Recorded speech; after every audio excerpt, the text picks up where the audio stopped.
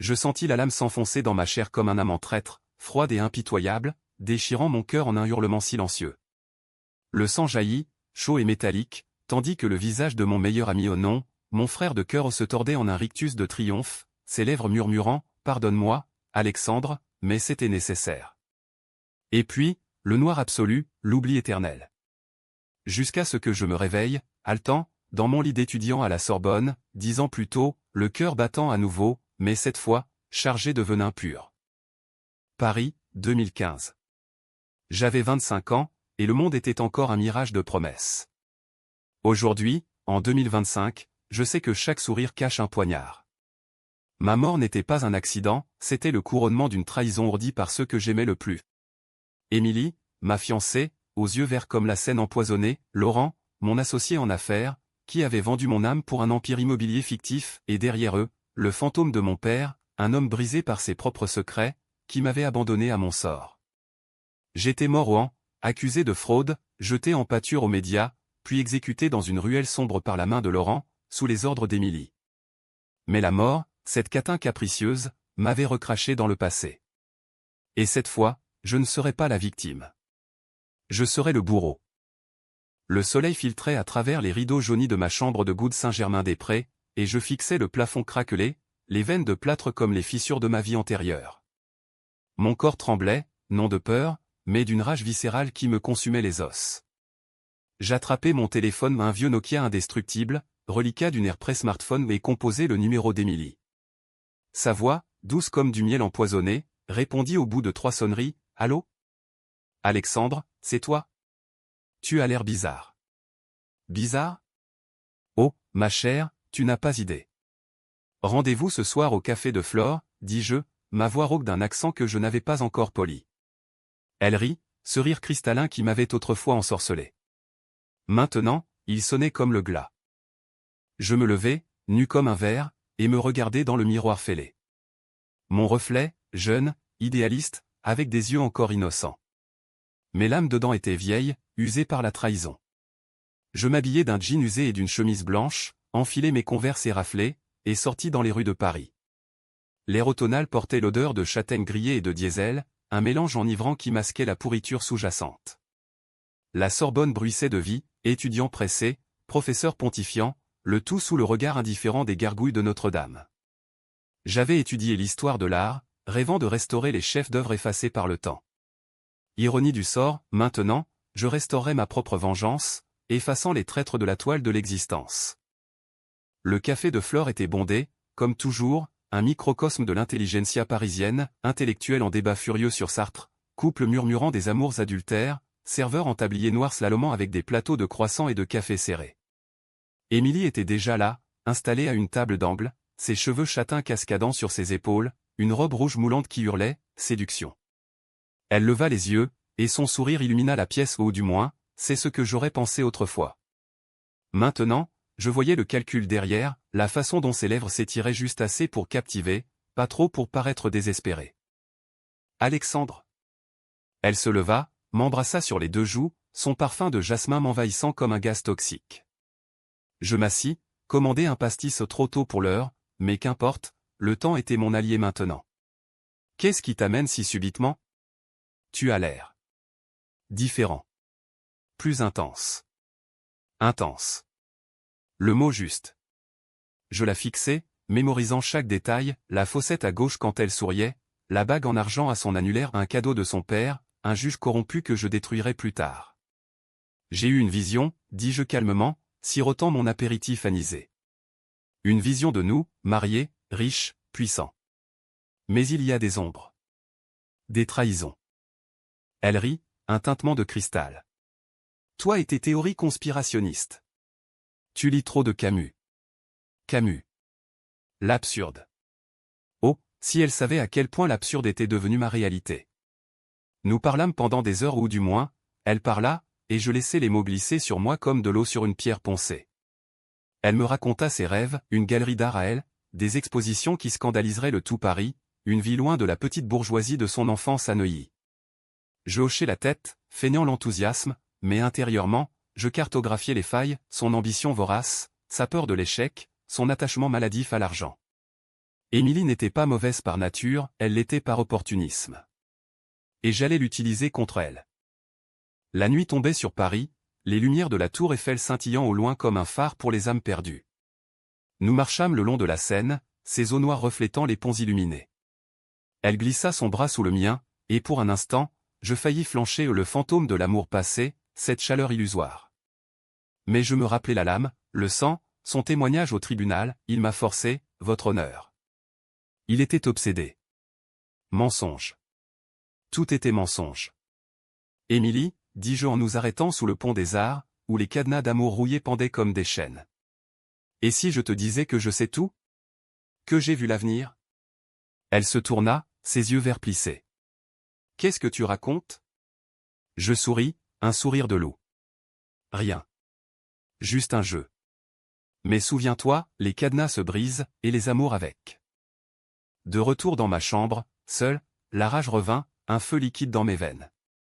J'ouvris mon ordinateur portable, un reliquat bruyant des années 2010 et commençai à fouiller.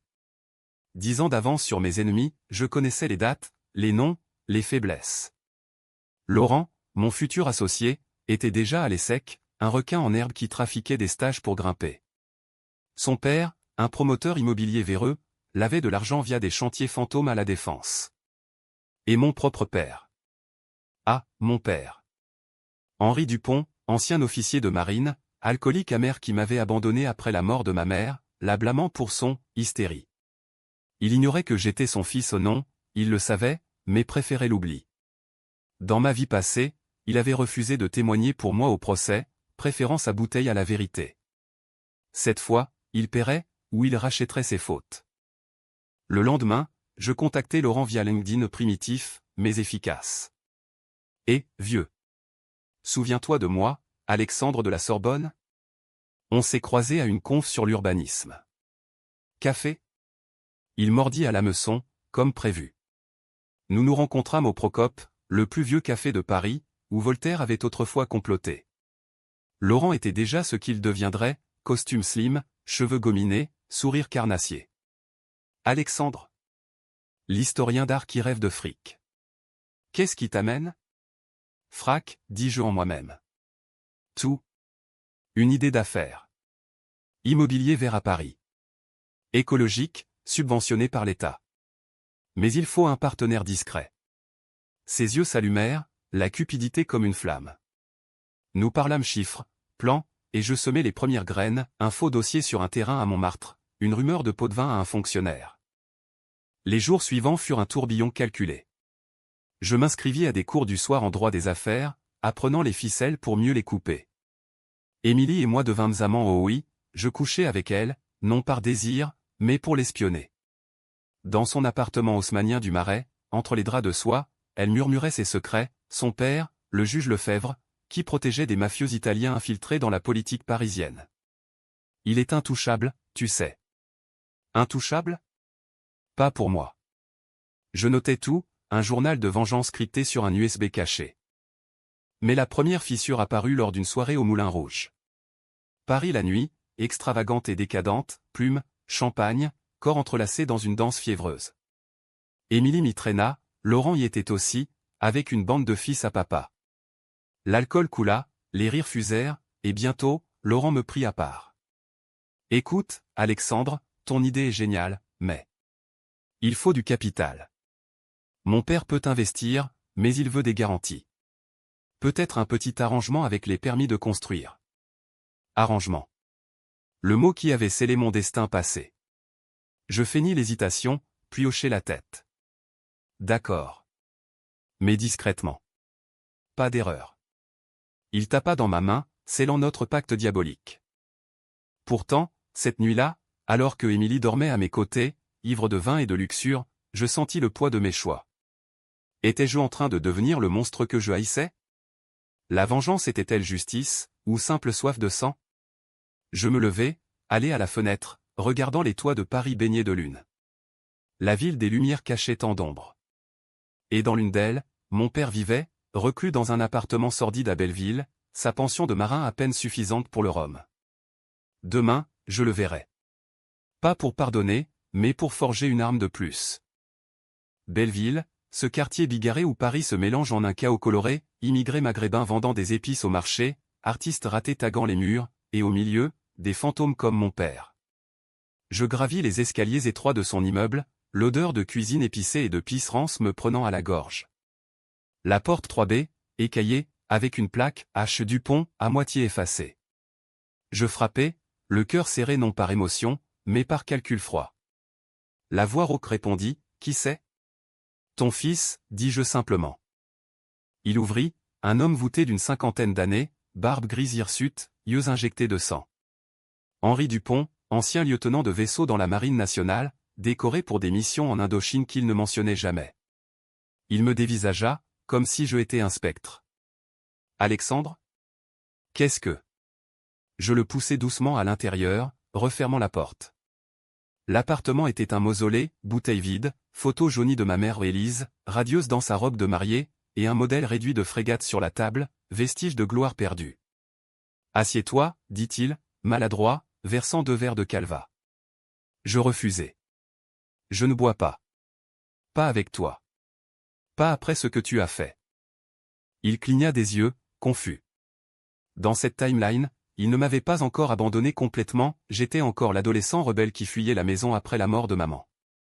Mais je connaissais la suite, les disputes, les gifles, l'indifférence qui m'avait poussé dans les bras d'Émilie et Laurent. Ce que j'ai fait ? Fils, Je l'interrompis, ma voix un fouet. Tu m'as laissé crever, la dernière fois. Au tribunal, tu as témoigné contre moi. Mon fils est un menteur, un voleur. Tu as préféré ta fierté à la vérité.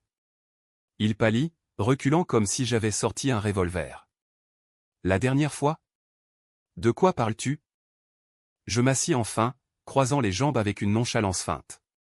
Et je lui racontai tout. Pas en détail fou ou pas encore, mais assez pour planter la graine de la peur. Ma mort, la trahison, le retour. Il écouta, les mains tremblantes, le calva renversé sur sa chemise. C'est impossible. Tu divagues. Mais ses yeux trahissaient le doute, Henri avait vu trop de mères agitées, trop de morts inexplicables pour nier l'occulte. Aide-moi, conclus-je. Ou je te détruis avec les autres. Il hocha la tête, brisé. Ce jour-là, mon père devint mon espion, il activa d'anciens contacts dans la marine, des hommes discrets qui fouilleraient les dossiers de Lefebvre, le père d'Émilie. En échange, je lui promettais la rédemption ou du moins, l'illusion. Les semaines suivantes furent un balai macabre. Avec Laurent, l'affaire immobilière avançait, nous déposâmes les statuts d'une SARL fictive, vers Paris Immobilier, promettant des tours éco-responsables près du canal Saint-Martin. Mais j'avais glissé un verre dans le fruit, des clauses cachées qui liaient Laurent personnellement à des prêts frauduleux. S'il tombait, il emporterait son père avec lui. Émilie, de son côté, m'introduisit dans son cercle, dîner au Fouquet's, où les puissants de Paris politiciens, avocats, banquiers échangeaient des ragots comme des devises. J'écoutais, souriant, mémorisant les noms, le sénateur Duval, impliqué dans un scandale de détournement, la galeriste Madame Voss, blanchisseuse d'argent pour la mafia. Un soir, lors d'une réception au Louvre, sous les voûtes Renaissance illuminées par des spots modernes, la tension monta. Émilie, radieuse en robe fourreau noir, me présenta à son père, le juge Thierry Lefebvre. Un homme sec, aux lunettes cerclées d'or, avec un sourire qui ne montait pas aux yeux. Alors, c'est lui, le prodige dont parle ma fille. Il me serra la main, sa poigne comme un étau. Je répondis, prodige ou pion, monsieur le juge. Cela dépend de la partie. Il rit, un aboiement sec, mais je vis l'étincelle, suspicion. Plus tard, seul avec Émilie dans les jardins des Tuileries, elle murmura, papa te trouve intrigant. Sois prudent. Il n'aime pas les mystères. Prudent ? J'étais la tempête elle-même. La première décision controversée vint alors. J'appris, via un contact de mon père un ancien officier nommé capitaine Moreau, que Lefebvre protégeait un réseau de trafic d'œuvres d'art volées, revendues à des collectionneurs qataris. Des Picasso disparus, des monnaies effacées des catalogues. Pour frapper, je dus choisir, dénoncer anonymement, ou plonger plus profond, devenir complice pour mieux détruire. Je choisis le second. J'approchai Voss, la galeriste, lors d'une vente aux enchères à Drouot. J'ai des contacts pour des pièces rares, dis-je, glissant une photo falsifiée d'Info Matisse. Elle mordit, et bientôt, j'étais dans le circuit, livraison nocturne à des entrepôts de Pantin, enveloppe de cash, non codée. Chaque transaction était une chaîne supplémentaire autour de leur cou. Mais la nuit, les cauchemars revenaient. Je revivais ma mort, la ruelle derrière le palais de justice, la pluie battante, Laurent approchant avec son couteau un cadeau d'Émilie, gravé de nos initiales entrelacées. C'est pour ton bien, avait-il dit avant de frapper. Je me réveillais en sueur, vérifiant les serrures, un spray au poivre sous l'oreiller. Était-ce la vengeance qui me rongeait, ou la culpabilité naissante? J'avais sauvé des vies en changeant le passé à un collègue suicidaire que j'avais appelé à temps, mais à quel prix? Paris, ma ville amour, devenait un labyrinthe de paranoïa. Laurent commit sa première erreur, il essaya de me doubler. Lors d'une réunion dans son bureau provisoire à la Défense, entouré de maquettes de tours vitrées, il proposa, on coupe les subventions, on déclare faillite, et on repart avec l'assurance. Nettoyage propre. Je feignis l'accord, mais enregistrai tout sur mon téléphone. Cette nuit-là, je contactai un journaliste freelance, un certain Jules, que je connaissais de ma vie passée, un homme intègre, ruiné par des procès en diffamation. J'ai du lourd sur vers Paris. Mais c'est risqué. Tu es partant? Il l'était. Les premiers articles sortirent, scandale immobilier, fils de promoteur impliqué dans fraude potentielle. Émilie le sentit. Elle me confronta dans notre lit, ses ongles s'enfonçant dans mon bras. C'est toi, n'est-ce pas? Tu sabotes tout. Je la repoussai, froid. Saboter? Je construis, ma chérie. Sur des fondations solides. Elle pleura, et pour la première fois, je vis la fêlure, pas de l'amour, mais de la peur. Bonne. La peur était mon allié. Mon père, de son côté, évoluait. Il avait rejoint un groupe d'anciens marins, sobres depuis 2 semaines, fouillant les archives navales pour des liens entre Lefebvre et des importations illégales de Marseille. Fils, me dit-il un soir au téléphone, sa voix plus ferme, j'ai trouvé quelque chose. Le juge a un compte offshore aux Bahamas. Mais. Et si on arrêtait? Pour ta mère. Pour ma mère. Le nom me transperça. Élise, morte d'un accident en yacht, que j'avais toujours soupçonné d'être un meurtre orchestré par Lefebvre pour couvrir une dette. Non, répondis-je. On finit ce qu'on a commencé. Le climax approchait. Une invitation arriva, un gala privé à l'hôtel de Crillon, pour investisseurs select. Tous y seraient, Laurent, Émilie, Lefebvre, Voss. Et moi, le centre de la toile. Je préparais mon arme, un dossier USB, compilé de preuves enregistrement, transfert bancaire, photos de livraison. Mais la décision controversée ultime, détruire ou épargner? Tuer, comme on m'avait tué, ou laisser la loi faire son œuvre? La loi, cette pute vendue, avait échoué la première fois. Non. Cette fois, ce serait personnel. Le Crillon, palais de marbre et de cristal au cœur de la place de la Concorde, exsudait l'opulence décadente de l'élite parisienne. Lustres de baccarat cascadant comme des chutes de diamants, serveurs en smoking glissant des coupes de Dom Pérignon, et dans les salons adjacents, des murmures de deals scellés dans l'ombre. J'entrai en smoking sur mesure emprunté à un ami de la Sorbonne, le dossier USB brûlant dans ma poche intérieure comme un cœur palpitant. Mon reflet dans les miroirs dorés, un dandy vengeur, yeux d'acier sous les lumières tamisées. Émilie m'attendait près du bar, une sirène en satin émeraude, collier de perles soulignant sa gorge pâle. « Tu es magnifique », murmura-t-elle, m'embrassant avec une possessivité nouvelle. Je souris, glissant une main sur sa taille, un geste intime, mais mes doigts effleuraient le couteau de poche dissimulé. « Et toi, fatale ?» Laurent surgit, flanqué de son père, Gérard, un colosse bedonnant avec une montre Rolex qui hurlait, nouveau riche. Alexandre. Mon associé préféré. Santé à nos tours vertes. Nous trinquâmes, le cristal tintant comme un glas. Gérard me jaugea, j'ai entendu des rumeurs. Des journalistes fouineurs. Rien de grave, hein. Je haussai les épaules. Les mouches bourdonnent toujours autour du miel. Le juge Lefebvre dominait la pièce, entouré d'un cortège de flatteurs, Voss à sa droite, un député à sa gauche. Il m'invita d'un geste impérial. Monsieur Dupont, venez. Parlez-moi de vos ambitions artistiques. Ma fille dit que vous avez l'œil. L'œil, oui. Pour les failles. Nous discutâmes de monnaie et de marché noir, et je vis la pas mordre, les originaux sont si fragiles. Des répliques bien faites valent mieux. Je hochai la tête, semant, tant qu'elle ne se fissure pas sous pression. La soirée s'enflamma, orchestre jouant du jazz manouche, danseurs virevoltant sous les fresques mythologiques. Émilie m'entraîna sur la piste, son corps pressé contre le mien, un tango chargé d'électricité. Je t'aime, tu sais, souffla-t-elle à mon oreille, ses lèvres effleurant ma peau. Aimer? Le mot me révulsa. Dans ma tête, flash de la salle d'audience, elle, en tailleur gris, larmes de crocodile, jurant ma folie. Je la serrai plus fort, presque douloureusement. Prouve-le, alors. Aide-moi à entrer dans le cercle de ton père. Elle hésita, puis acquiesça. Erreur fatale. Plus tard, dans un salon privé, le vrai jeu commença. Lefebvre, éméché de cognac, proposa un partenariat, investir dans Vers Paris en échange de facilités judiciaires pour les terrains litigieux. Laurent sauta sur l'occasion, mais je jouais l'hésitant. Et les risques? Les fuites? Gérard ricana, on enterre les corps, mon garçon. Littéralement. Rire jaune. Je sortis l'USB, le posant sur la table comme une grenade dégoupillée. Justement. GD. Assurance.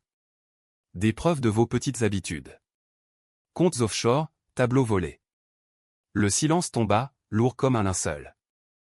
Lefebvre blêmit, sa main tremblant sur son verre. Qu'est-ce que c'est que cette blague? Je branchai l'USB sur un laptop proche ou un des leurs, ironie et lançai la présentation, transfert bancaire, enregistrement de Voss négociant des faux, même un extrait audio de Laurent complotant la faillite. Vous pensiez que j'étais naïf, dis-je, ma voix un venin lent.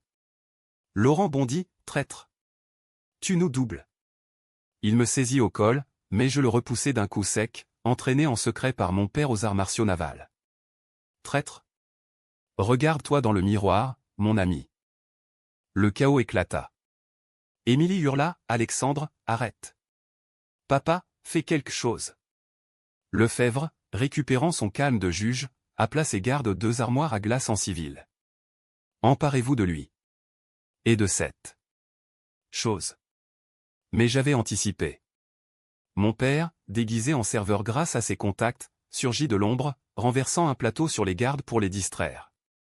Fils, file, cria-t-il.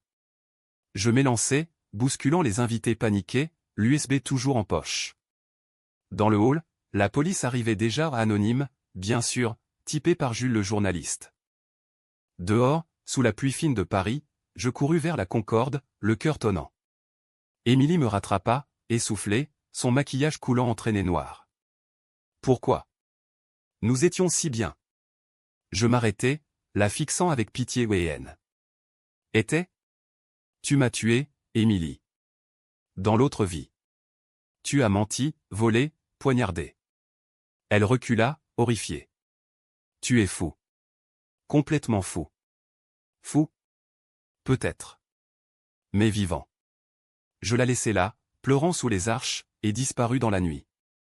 Les arrestations suivirent comme une domino, Laurent et Gérard inculpés pour fraude, Voss pour recel, Lefebvre suspendu en attendant enquête. Les journaux titraient « Scandale au crayon, élite parisienne ébranlée par jeune entrepreneur ». Moi? Je devins un fantôme, changeant d'identité via des faux papiers fournis par Moreau. Mon père me rejoignit dans un safouze à Montreuil, sa silhouette redressée par l'action. J'ai fait ça pour toi, fils. Et pour Élise. Élise. Le nom raviva la plaie. Raconte-moi la vérité sur maman. Il avoua, brisé, un accident. Non. Lefebvre l'avait fait s'aborder le yacht pour une dette de jeu. Ma mère savait trop. La vengeance gonfla, mais avec elle, le doute. J'avais sauvé Paris d'un réseau corrompu, mais à quel coût? Des innocents employés de Voss, famille ruinée par la faillite de Vers Paris souffraient. Et Émilie? Libérée sous caution, elle m'envoya un message, reviens. On peut tout effacer. Je t'aime vraiment. Vraiment? Je supprimai le numéro, mais le verre était planté. Était-ce de l'amour, ou du regret? La tension culmina 2 mois plus tard. Laurent, en liberté provisoire, me traqua. Il m'attendait dans ma planque, un flingue à la main volé, probablement. Tu as tout gâché, salaud. Pour rien. Rien. Ma vie. Je le désarmai d'un coup de pied précis, le plaquant au sol. Dis-moi pourquoi, Laurent. La vérité. Il cracha, pour l'argent. Et parce que tu étais trop pur. Émilie voulait un homme, pas un rêveur. Pur. Le mot me brûla. Je le laissai partir, ligoté pour la police, mais le sang appelait le sang. Non. Pas encore. Mon père proposa la fuite, allons en Bretagne, près de la mer. Une nouvelle vie. Nouvelle vie. L'ironie. Mais Paris m'aimantait, cette ville de trahison et de rédemption. J'acceptai, temporairement. Ensemble, nous louâmes une maisonnette face à l'Atlantique, vent salé balayant les fantômes. Là, pour la première fois, je pleurais au pas pour moi, mais pour l'homme que j'avais été. Pourtant, le twist guettait. Un appel anonyme, Alexandre, tu crois que c'est fini? Ton père. Il savait pour ta mère depuis le début. Il a couvert Lefebvre pour une promotion. Mon père? Le traître ultime? Je raccrochai, le monde chavirant. La vengeance n'était pas terminée. Elle se tournait vers l'intérieur. La mer de Bretagne rugissait comme une bête blessée, vagues écumantes s'écrasant sur les falaises de granit noir. Notre maisonnette à Ploumanacach, un cabanon de pêcheurs rénové, sentait l'iode et le bois humide. Mon père, Henri, passait ses journées à réparer des filets, ses mains calleuses témoignant d'une vie de sel et de regrets. Moi? Je marchais des heures, le vent fouettant mon visage, ruminant l'appel anonyme. Était-ce Émilie, cherchant à me briser? Ou pire, la vérité? Chaque soir, autour d'une soupe de poisson, je l'observais, ses yeux fuyants, sa voix hésitante quand il évoquait Élise. Elle était la lumière, fils. Sans elle. Sans elle, il m'avait sacrifié. Je décidai de creuser. Via un contact de Moreau, un hacker naval à Brest, je piratai les archives, courriels anciens, rapports internes de la marine. Et là, l'horrible, en 2005, Henri avait reçu une donation de Lefebvre pour service rendu. Service? Couvrir l'accident du yacht, classé noyade accidentelle, malgré des indices d'explosion. Une promotion à capitaine en échange du silence. Mon père, le héros, n'était qu'un lâche cupide. La rage remonta, acide, me nouant l'estomac. Je le confrontai au lever du soleil, sur la plage déserte, le ressac comme un cœur funèbre. Dis-moi, grondai-je, brandissant des impressions. C'était pour ça? L'argent? Le grade? Il pâlit, s'effondrant sur le sable mouillé. Alexandre. Je n'avais pas le choix. Lefebvre menaçait de ruiner ma carrière, de m'accuser de désertion en Indochine. Et Élise. Elle était déjà morte. Morte. Le mot claqua comme un coup de feu. Tu aurais dû le payer de ta vie. Au lieu de ça, tu m'as laissé crever aussi. Il pleura, un vieil homme brisé, implorant pardon. Pardon? La lame dans mon cœur fantôme se tordit. Je le laissai là, gémissant, et rentrai à Paris par le premier train. Seule la vengeance finale apaiserait. De retour dans la capitale, l'hiver mordant s'installait, flocons rares sur les Champs-Élysées, lumière de Noël masquant la misère. Les procès battaient leur plein, Lefebvre en détention, Vos condamné à 10 ans, Laurent en fuite vers la Suisse. Émilie? Elle avait disparu, mais des rumeurs, internée en clinique privée, dépression nerveuse. Je la pistais via des détectives privés ou ironie, payés avec l'argent sauvé de vers Paris. Elle se terrait à Deauville, dans une villa familiale, sous calmant et thérapie. Ma décision controversée, la confrontation finale. Pas de loi, pas de médias. Personnel. Je louai une voiture, roulai sous la pluie normande, arrivant à la nuit tombée. La villa, art déco face à la mer, était silencieuse, volet clos. Je forçai la porte de service, le cœur un tambour de guerre. À l'intérieur, l'odeur de lavande et de désespoir. Émilie était dans le salon, emmitouflée dans un peignoir, un verre de vin à la main. Elle leva les yeux, pas surprise attendant, peut-être. Tu es venu finir le travail? Sa voix, brisée, presque reconnaissante. Je m'assis en face, sortant le couteau celui de notre pacte passé, récupéré lors d'une perquisition fictive. Pourquoi, Émilie? L'argent? Le pouvoir? Ou juste parce que je t'aimais trop? Elle rit, un son creux. Trop? Tu ne m'as jamais aimé, Alexandre. Tu m'idolâtrais. Et quand j'ai vu la faille au ton idéalisme naïf, j'ai su que tu me tiendrais. Laurent voulait te tuer vite, moi, je voulais te voir souffrir. Souffrir. Oui.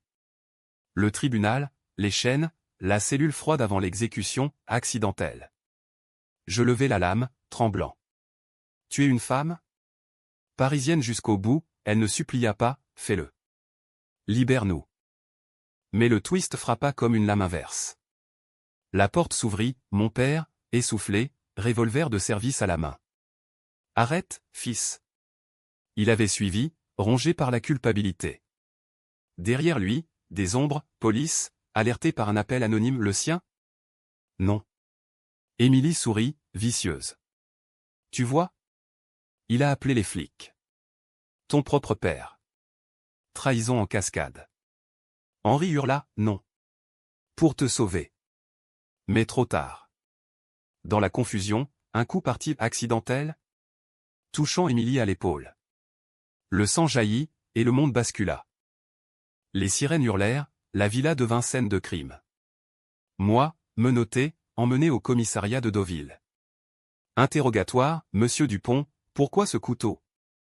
Je ris, hystérique. Pour clore un cercle. Mon père témoigna cette fois, pour moi, avouant tout, sa complicité, les couvertures. Lefebvre, depuis sa cellule, craqua sous pression, impliquant Henri dans le meurtre d'Élise. Double chute, père et juge, enchaînés par la vérité. Laurent fut extradé, son empire s'effondrant comme un château de cartes. Voss, en tôle, se suicida ou fut aidé. Et Émilie? Blessée, mais vivante, elle plaida la folie, internée à vie. Justice? Ou farce? Libéré faute de preuves directes, mon père avait tout pris sur lui, je rentrais à Paris, brisé mais purgé. La vengeance avait consumé les traîtres, mais m'avait rongé l'âme. Dans les rues pluvieuses, sous la tour Eiffel scintillant, je compris, la Renaissance n'efface pas les cicatrices. Elle les grave plus profond. Printemps 2016. Paris renaissait, cerisier en fleurs le long de la Seine, terrasse bondée de rires oubliés. Moi? J'errais comme un fantôme diurne, louant un studio anonyme à Bastille, évitant les miroirs qui renvoyaient un homme aux yeux hantés. Le procès de mon père approchait, accusé de complicité de meurtre, de corruption. Il m'écrivit de Fresnes, pardonne-moi, fils. J'ai payé pour mes péchés. Vis pour Élise. Vivre. Le mot sonnait creux. La vengeance m'avait donné un but, sans elle, le vide. Jules, le journaliste, devint un allié improbable. Ton histoire ferait un livre, dit-il un soir au Baron Rouge, entrevers de Beaujolais. Un livre? Non. Mais je l'aidais, articles sur les réseaux corrompus, révélations sur les galeries noires. Paris nettoyé, un peu. Émilie, de son asile, m'envoya une lettre, tu as gagné. Mais souviens-toi, la haine nous lie éternellement. Je la brûlai, cendre dans le vent. Laurent, jugé par contumace, fut condamné à perpétuité. Son père, ruiné, se suicida dans sa cellule. Lefebvre, brisé, avoua tout, le yacht, les tableaux, même un complot pour truquer des élections municipales. La France gronda, débats enflammés à l'Assemblée, corruption à la française. Moi, je devins une ombre, consultant anonyme pour des enquêtes, traquant les nouveaux lots. Un jour, marchant sur le Pont-Neuf, je revis mon reflet dans l'eau trouble. Pas de rage, juste fatigue. La mort m'avait rendu, non pour détruire, mais pour guérir? Ironie. Mon père fut condamné à 15 ans, mais libéré sous bracelet pour collaboration. Nous nous revîmes au parloir, mains séparées par le verre, mes âmes réconciliées. Je t'aime, fils, murmura-t-il. Moi aussi, répondis-je, premier pardon vrai. Épilogue, été 2025. 10 ans après ma renaissance. Paris, inchangé, éternel. J'ouvre une petite galerie à Montmartre, exposant des artistes oubliés, rédemption par l'art. Émilie est morte, overdose en clinique. Laurent pourri en prison. Lefebvre, oublié. Mon père, vieux loup de mer, vit près de chez moi, aidant à la galerie. La vengeance? Un chapitre clos, controversé, sanglant. mais nécessaire. Car dans l'ombre de la trahison, j'ai trouvé la lumière, moi-même, enfin libre. Et si la lame revenait? Je sourirais. J'ai appris à danser avec les ombres.